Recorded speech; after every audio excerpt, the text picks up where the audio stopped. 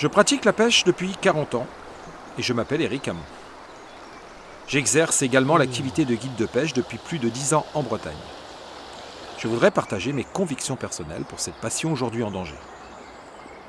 Aller à la pêche n'est pas un acte anodin, c'est une relation très forte avec le vivant, c'est se connecter avec la nature.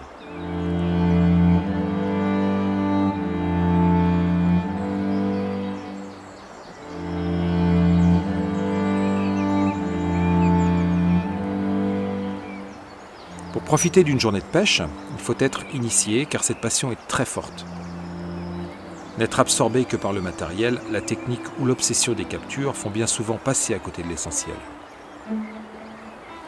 Aller jouer au foot ou aller faire du tennis n'a rien à voir avec l'acte de pêcher. Et en vérité, la pêche est-elle un sport ?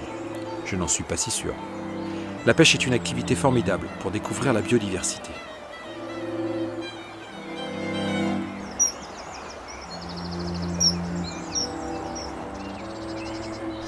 Capturer un poisson n'est pas un acte anodin, le remettre à l'eau non plus. La graciation n'est pas une fin en soi. Prélever raisonnablement un poisson a souvent bien plus de cohérence que de pratiquer une pêche en eau-kill n'importe comment et sans éthique. Prendre une photo d'un poisson sauvage est un acte qui nécessite précaution et respect de l'animal et de la nature. S'imposer des techniques respectueuses du vivant est essentiel. Ça doit venir de nous, pêcheurs, et de personne d'autre. Sommes-nous prêts ? Là encore, je n'en suis pas si sûr.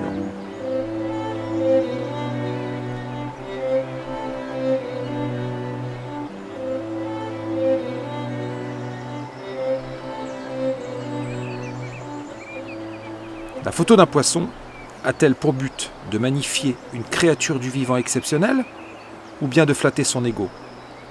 Le débat est ouvert. Un poisson n'est pas un jouet. Et il faut être conscient du fort stress que nous infligeons à nos captures. L'important est de pratiquer notre passion avec une éthique très forte. Une épuisette pour limiter la manipulation des poissons, l'absence d'ardillon pour éviter les blessures profondes, laisser une truite dans l'eau pour faire une photo, ne pas lever un grand brochet au-dessus de l'eau, etc., etc.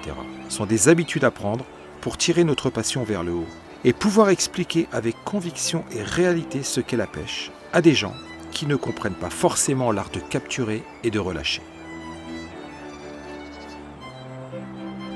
Cette philosophie rend les gens encore plus passionnants et passionnés et les motive davantage pour protéger nos derniers sanctuaires de vie sauvage.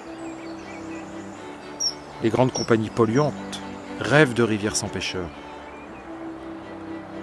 Nous sommes les sentinelles de nos milieux naturels. Et pour cela, l'activité halieutique est essentielle. Enfin, soyons irréprochables avec nos convictions et notre passion.